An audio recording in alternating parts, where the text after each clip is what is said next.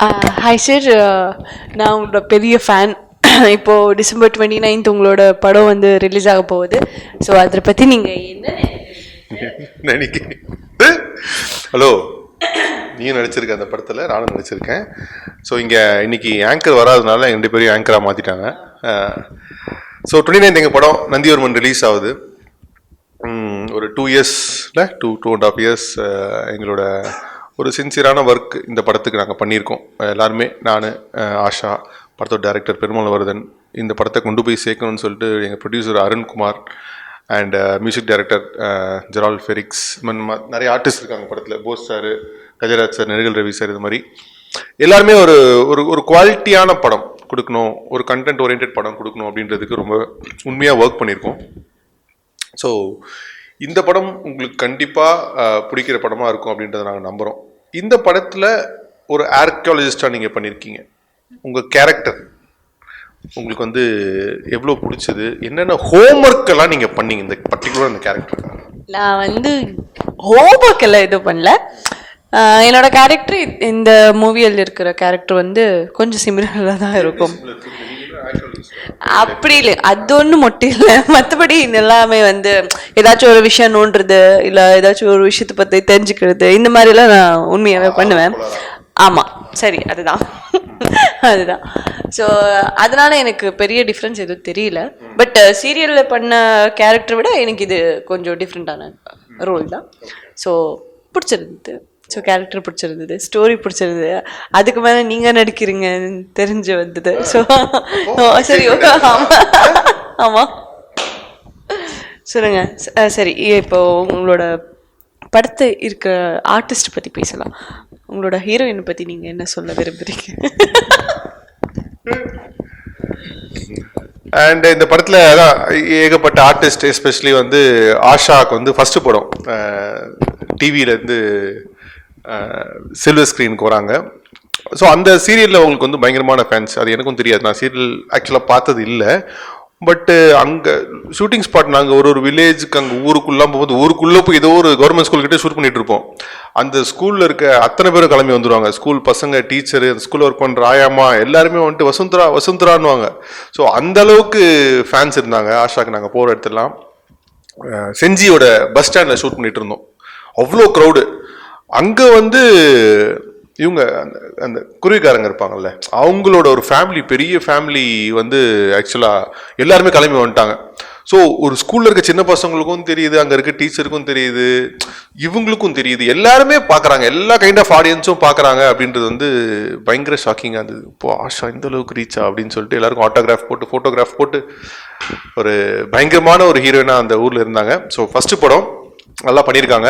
இன்னும் நிறைய இம்ப்ரூவ் பண்ணுவோம், லாங்குவேஜ் நிறைய கற்றுக்க சொல்லியிருக்கேன். அதுக்கப்புறம் இன்னும் அடுத்தடுத்த படங்கள் வந்து பயங்கரமாக பண்ண போகிறாங்க. அண்டு உங்களோட இன்னொரு கொஸ்டின் உங்கள்கிட்ட நான் கேட்கணும். உங்களோட இன்டர்வியூ ஒன்று பார்த்தேன். அதில் ஒரு இன்டர்வியூ உங்கள்கிட்ட கேள்வி கேட்டிருப்பாரு. இது அப்பார்ட் ஃப்ரம் த மூவி, இது வந்து ஒரு சீரியஸான கொஸ்டின். இந்த இண்டஸ்ட்ரியில் வந்து இன்னும் அட்ஜஸ்ட்மெண்ட்லாம் பயங்கரமாக இருக்குது, ஸோ அது வந்து எனக்கு சுத்தமாக பிடிக்கவே இல்லை அப்படின்னு சொல்லிட்டு நீங்கள் கோவப்பட்டு ஒரு ஆன்சர் சொல்லியிருப்பீங்க. உங்களோட ஒரு கோவம் அது என்ன? அது உங்களுக்கு எங்கன்னா நீங்கள் ஃபேஸ் பண்ண விஷயமா? எதுக்காக அந்த கோவம் உங்களுக்கு வந்துச்சு? அது என்ன சொல்ல வந்தீங்க அதில் நீங்கள்? ஆக்சுவலி நான் ஃபேஸ் பண்ண விஷயம் இல்லை, லைக் என்னோட கோ ஆர்டிஸ்ட் இந்த மாதிரி சொன்னது நான் கேள்விப்பட்டிருக்கேன். அந்த மாதிரி விஷயங்கள் நான் நிறைய கேள்விப்பட்டிருக்கேன். ஏன்னா எனக்கு இண்டஸ்ட்ரி வந்து புதுசு. நான் வந்து ஐம் நாட் ஃப்ரம் இண்டஸ்ட்ரியில், என் ஃபேமிலி வந்து யாருமே இண்டஸ்ட்ரி கிடையாது. பட் இந்த மாதிரி இண்டஸ்ட்ரி மட்டும் இல்லை, எல்லா இடத்துலையும் தான் இருக்குது. பட் நம்ம பப்ளிக்ன்றனால இது வந்து பெருசாக பேசுவாங்க, பெருசாக சொல்லுவாங்க.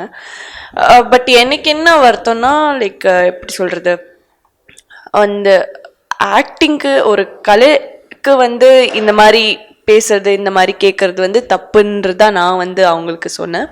பட் அவங்க வந்து வேறு மாதிரி கேட்டாங்க. ஸோ அது வந்து என் டோன் தான் வந்து கோவப்படுற மாதிரி இருந்தது. பட் நார்மலாக தான் நான் சொன்னது. அதுதான் கலைக்கு வந்து ஏன் நீங்கள் வந்து இந்த மாதிரி வந்து இது பண்ணுறீங்கன்றது தான் என்னோட கொஷின். லைக் இந்த மாதிரி விஷயங்களில் பாதிக்கப்பட்டவங்க நிறைய பேர் இருக்காங்க. பட் யாரும் அது வந்து வெளியே சொல்கிறது இல்லை. ஸோ நானும் கேள்விப்பட்டிருக்கேன். ஸோ அதுதான், அது வந்து கொஞ்சம் இங்கே வந்து அந்த மாதிரி அப்ரோச் பண்ணுறவங்கள விட இந்த மாதிரி பாதிக்கப்பட்டவங்க வந்து இதில் கூச்சப்படுறதுல இதுவே கிடையாது. அவங்க தான் போல்டாக சொல்லணும். அப்படி சொல்லும் போது தான் தப்பு பண்ணுறவங்களுக்கு வந்து ஒரு சின்ன பயம் வரும்ல, ஓகே எல்லாரும் வெளில போய் பேச ஆரம்பிக்கிறாங்க இதை பற்றி நம்ம பண்ணக்கூடாது அப்படின்னு சொல்லிட்டு. ஸோ அந்த ஒரு விஷயம் இங்கே ஓப்பன் ஆகணும். ஏன்னா அந்த இன்டர்வியூவில் பார்த்தனால எனக்கு டக்குனு ஸ்ட்ரைக் ஆச்சு. உங்ககிட்ட நான் ஆங்கராக அந்த கேள்வி கேட்டுட்டேன். அண்ட் ஒன் மோர் விஷயம் என்னென்னா, இந்த படம் நீங்கள் ஏன் பார்க்கணுன்ற ஒரு கேள்வி கண்டிப்பாக இருக்கும். ஏன்னா எவ்ரி ஃப்ரைடே வந்து எக்கச்சக்கமான படங்கள் ரிலீஸ் ஆகுது. ஓகேங்களா, எல்லா படத்துக்குமே நீங்கள் போகணும் அப்படின்னா சினிமாவுக்கு மட்டும் மாதம் இல்லை, ஒரு வாரத்துக்கு 5,000 ரூபா நீங்கள் செலவு பண்ணணும். அது ஆப்வியஸ்லி பண்ண முடியாது. ஸோ உங்களுக்கு ஒரு வாரமும் ஒரு 4 படம் ட்ரெய்லர் வருது, போஸ்டர் ஓட்டுறாங்கன்னும் போது சில படங்கள் பார்க்கணும் அப்படின்னு தோணும். ஸோ அதில் எங்கள் படம் இருக்குன்ற நம்பிக்கை எங்களுக்கு இருக்குது. கண்டிப்பாக ஒரு குவாலிட்டியான படம், ஒரு 2 ஹவர் போய் உட்காந்தா ஒரு போர் அடிக்காத படம், ஒரு சுவாரஸ்யமான படமாக இருக்கும் அப்படின்ற நம்பிக்கை இருக்குது. ஸோ அந்த மாதிரி லிஸ்ட்டில் இருக்க எங்கள் படம் கண்டிப்பாக நந்திவர்மன் இருக்குது. ஸோ நீங்கள் இந்த படத்தை கண்டிப்பாக பார்க்குறீங்க. இந்த படம் உங்களுக்கு பிடிச்சிருந்தா கண்டிப்பாக ஒரு 4 பேர்கிட்ட போய் சொல்லுங்கள் இந்த படம் நல்லா இருக்குன்னு சொல்லிட்டு. ஸோ அவங்க ஒரு 4 பேர்கிட்ட சொல்லுவாங்க. இப்படி தான் சின்ன படங்கள் ஓடுறதுக்கு வந்து வேர்ட் ஆஃப் மவுத் அப்படின்ற ஒரு விஷயம் தான் இங்கே கான்செப்ட். ஸோ அது நீங்கள் எல்லாருமே சப்போர்ட் பண்ணணும். அண்ட் ஆஷா, உங்களோட எதிர்பார்ப்பு என்ன? ஒரு முதல் படம் ரிலீஸ் ஆகுது, ஒரு என்னதான் நம்ம டிவியில் வந்து ஆர்டிஸ்டாக இருந்து டெய்லி நடித்தாலுமே பெரிய ஸ்க்ரீன் அப்படின்றது டோட்டலாக வேறு, அது வேறு ஒரு எக்ஸ்பீரியன்ஸ். ஸோ அங்கே நம்மளை வந்து ஆடியன்ஸ் பார்க்குறதா இருக்கட்டும், ஸோ நம்மளே அங்கே பார்க்குறதா இருக்கட்டும், இதெல்லாம் ஒரு பிக் எக்ஸ்பீரியன்ஸ். உங்களுக்கு எதிர்பார்ப்பு எப்படி இருக்குது? எனக்கு எதிர்பார்ப்பெல்லாம் ஒன்றும் இல்லை. பட் லைக் நான் என்ஜாய் பண்ணிகிட்ருக்கேன். லைக் நான் பண்ணது வந்து எனக்கு இது பெரிய விஷயம். ஸோ அதான் நான் ப்ரீவியஸ் சொன்ன மாதிரி தான், உண்மையாகவே படம் பண்ணுறது இல்லை படம் தேட்டரில் ரிலீஸ் ஆகுறது இதெல்லாம் வந்து செகண்டரி. பட் ஒரு இண்டஸ்ட்ரி பற்றி ஒரு A to Z எதுவுமே தெரியாமல் பட் இல்லி வரைக்கும் நான் வந்திருக்கிறதே எனக்கு பெரிய விஷயம் அது. ஸோ இதுதான் நான் வந்து ப்ரௌடாக ஃபீல் பண்ணுறேன். ஏன்னா நிறைய பேர் இதுக்காக வெயிட் பண்ணிட்டு இருப்பாங்க, நிறைய டேலண்ட்ஸ் இருக்காங்க. ஸோ யாருக்குமே கிடைக்காத போது எனக்கு கிடச்சிருக்கிறது நான் வந்து ப்ரௌடாக ஃபீல் பண்ணுறேன். எதிர்பார்ப்புனா லைக் இங்கே வந்து புது டேலண்ட்ஸ் இருக்காங்க, வேறு ஆர்டிஸ்ட் எல்லாம் என் கூட ஒர்க் பண்ணவங்க அவங்களும் இங்கே இருக்காங்க. ஸோ நான் புதுசு, எனக்கு படம் பண்ணுறது புதுசு. அப்புறம் director sir, music director sir, producer சாருக்கு இது முதல் படம். ஸோ எல்லாருக்குமே இது வந்து ஒரு அடுத்த ஸ்டெப். அவங்க ஆமாம் நிறைய ஆமாம் நம்ம வந்து வெறும் இந்த ஸ்க்ரீன் மேலே நம்ம வருவோம், நம்ம லைக் நம்ம 2 பேரும் இல்லை மற்ற ஆர்டிஸ்ட் நம்ம வருவோம். அதை தாண்டி பின்னாடி நிறைய பேர் வந்து ஒர்க் பண்ணியிருக்காங்க, ப்ரொடியூசர் இருக்கட்டும், டைரக்டர் சார் இருக்கட்டும். அவங்களெல்லாம் வெளியே தெரியணும் ஆக்சுவலி. ஸோ அது ஒன்று தான். பட் உங்களுக்கு உண்மையாகவே படம் பிடிச்சிருந்தா சார் சொன்ன மாதிரி 4 பேருக்கு சொல்லுங்கள், தேட்டர்ஸுக்கு போயிட்டு படம் பாருங்கள். ஸோ எங்கள் புது டேலண்ட்ஸுக்கு வந்து சப்போர்ட் பண்ணுங்க. ஸோ இப்போ என்னென்னா நம்ம வந்து மார்னிங் டு ஈவினிங் வரைக்கும் கொஞ்சம் படம் பற்றி இந்த மாதிரி எல்லாம் பேசணும்ல. கொஞ்சம் நாம் 2 பேர் மட்டும் இந்த ரேபிட் ஃபயர் விளையாடலாமா? நான் வந்து உங்களை ஒரு 3-4 கேள்வி கேட்பேன், டக்குன்னு ஆன்சர் கொடுக்கணும். ஓகே, ஆப்ஷன்ஸ் எல்லாம் இருக்காதீங்க, டக்குன்னு ஆன்சர் கொடுக்கணும். உண்மையாக சொல்லணும், எவ்வளோ லவ் பண்ணியிருக்கீங்க? எவ்வளோ பேரை வந்து லவ் பண்ணியிருக்கீங்க? எத்தனை பேரை லவ் பண்ணியிருக்கீங்க? நம்ம லவ் பண்ணுறதுக்கு லவ்வுக்கு வந்து ஒரு இதுவே கிடையாது, கவுண்டே கிடையாது. நம்மளுக்கு யாராவது ஒருத்தர் பிடிக்குது அப்படின்னா நம்ம லவ் பண்ணிகிட்டே இருக்கலாம். அது நம்ம அவங்ககிட்ட சொல்கிறோமா, அவங்கள போய் நம்ம டிஸ்டர்ப் பண்ணுறோமா அப்படின்றது தான் மேட்ரு. அதெல்லாம் நிறைய இருக்குது. யாரெல்லாம் பிடிக்குமோ அவங்கள லவ் பண்ண வேண்டியது தான். No count. You have no count? Yes. Done. வீட்டுக்கு தானே போவீங்க திரும்பி? சரி, அடுத்த கொஸ்டின் வந்து நீங்கள் லைக் இந்த மிட் நைட், இந்த ரைடு, இந்த நைட் அவுட், இந்த மாதிரி எல்லாம் போகிறதுக்கு உங்களுக்கு பிடிக்கும்ல, அந்த டைமில்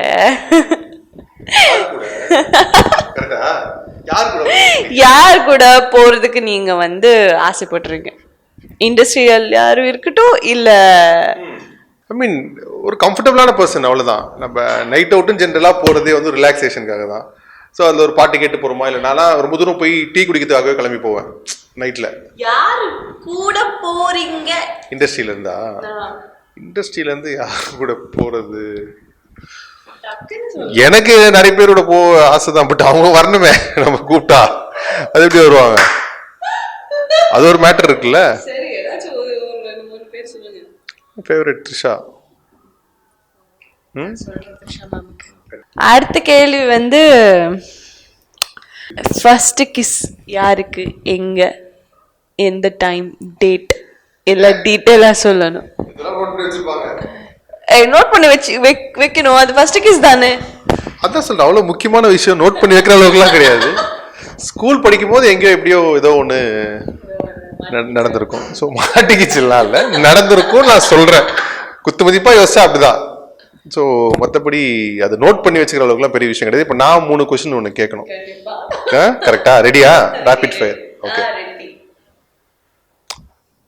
உன்னை இம்ப்ரெஸ் பண்ண ஒரு மேல் யாரு? எனிபடி, யார் வேணா இருக்கு. இன்னைக்கு வரைக்கும் நீ பார்த்ததுல, அதுவும் கூட மீன் பழகினவங்களா இருக்கலாம், நீ யாருன்னா பார்த்தவங்களா இருக்கலாம், ஏதாவது ஒரு விஷயம் கேள்விப்பட்டவங்களா இருக்கலாம், யார் வேணா இருக்கலாம். இனி இம்ப்ரெஸ் பண்ண மேல் யாருன்னா ஒருத்தர்? அஜித் சார். ஒய்? ஏன்னா அவங்க வந்து நிறைய பேருக்கு ஹெல்ப் பண்ணியிருக்காங்க. அப்புறமேட்டு நிறைய டேலண்ட்ஸுக்கு வந்து அவங்க வந்து ஆப்பர்ச்சுனிட்டிஸ் கொடுத்துருக்காங்கன்னு கேள்விப்பட்டிருக்கேன். ஸோ அந்த மாதிரி ஒரு ஹஸ்பண்ட் எனக்கு கிடைச்சா நல்லாயிருக்கும். ரொம்ப கைண்டாக அந்த மாதிரி. Okay, very good. I wish it happens. And next question, என்னைக்குன்னா ஒரு நாள் ஐயோ நம்ம பாட்டு ஜாலியாக ஏரோபிக்ஸ்லாம் ட்ரைனிங் எடுத்துகிட்டு ஜாலியாக இருந்துமே எதுக்கு நடிக்க வந்தோம் அப்படின்னு யோசிச்சிருக்கியா? உண்மையாகவே அந்த மாதிரி யோசிச்சது உண்டு. அது ஏன்னா லைக் எனக்கு வந்து சென்னையில் வந்ததுக்கப்புறமா யாரும் ஃப்ரெண்ட்ஸ் இல்லை, யாரோட சப்போர்ட் இல்லை.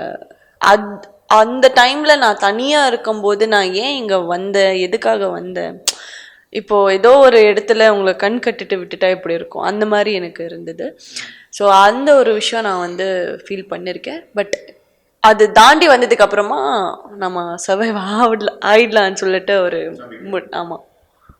Super, I appreciate that. ஏன்னா ஆஷா வந்து எப்பவுமே பார்த்தா நம்ம பண்ணுற விஷயத்த அவங்களே அவங்கள வந்து மோட்டிவேட் பண்ணிக்கிறாங்க. நான் பண்ணதை கிராஸ் பண்ணி வந்து பெருமையாக பார்க்குறேன் அப்படின்றது அது என்றைக்குமே ஒருத்தர் பண்ணிகிட்டே இருக்கணும். அப்படி பண்ணும்போது தான் நம்ம அடுத்தடுத்த தூரம் ட்ராவல் பண்ண முடியும். நம்ம எவாலுவேட் பண்ணிக்கல அப்படின்னா நம்ம நிறைய ட்ராவல் பண்ணவே முடியாது. ஸோ அந்த ஒரு விஷயம் எனக்கு வந்து ஆஷாட்ட பிடிச்சது. ஆக்சுவலாக ஜென்ரலாக வந்து பசங்களா பொண்ணுங்களா ரொமான்டிக் அப்படின்னா பொண்ணுங்க அப்படின்னு நிறைய பேர் ஜென்ரலாக பர்சன்டேஜ் வைஸாக அதிகமாக இருக்கும். ஸோ உனக்கு ரொமான்டிக் படங்கள் எடுக்கிற டேரக்டர்ஸில் எந்த டேரக்டர் ரொம்ப பிடிக்கும், எந்த ஹீரோ ரொம்ப ரொமான்டிக்காக ஆன் ஸ்க்ரீன் ஆக்ட் பண்ணுறாங்கன்றது நினைக்கிறேன்? 2 பேர். நான் வந்து ரன்வீர் சிங் சொல்லுவேன். ரன்வீர் சிங் ரொமான்டிக்கா? ரொமான்ஸ் எல்லாம் பயங்கரமாக பண்ணுவார் அவன். ஓகே. ரன்வீருக்கு அப்புறம் ரன்வீர் சிங். ரன்வீர் சிங். டைரக்டர் வந்து இந்த அர்ஜுன் ரெட்டி. அனிமல் பத்தியா?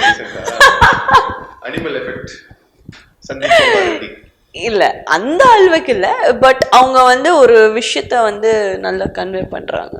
ஒரு லவ்வர்ஸ்குள்ளே இருக்கிற அந்த ஒரு விஷயத்த வந்து நல்லா கன்வே பண்ணுறாங்க. ஸோ ரொமான்ஸ் மூலியமாக நல்லா கன்வே பண்ணுறாங்க. ஸோ ரொமான்ஸ் பண்ணால் மேபி.